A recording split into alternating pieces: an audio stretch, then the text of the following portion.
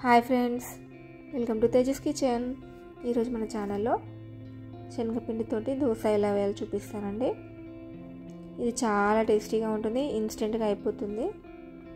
ఒక కప్పు శనగపిండి తీసుకొని హాఫ్ కప్పు బియ్యపిండి యాడ్ చేసి మంచిగా కలుపుకోవాలి.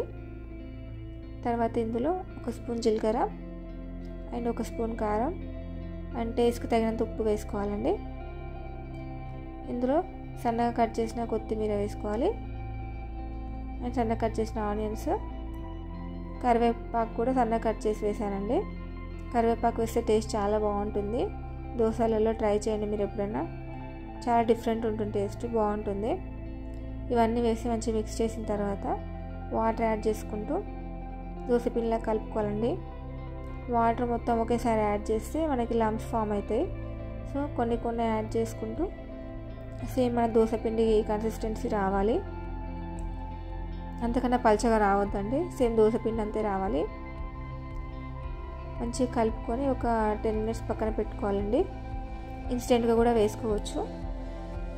నేనైతే ఒక 10 minutes పక్కన పెట్టాను. ఈలోపు మనం స్టవ్ పైన ప్యాన్ పెట్టుకొని ప్యాన్ బాగా వేడి చేసుకుందాం.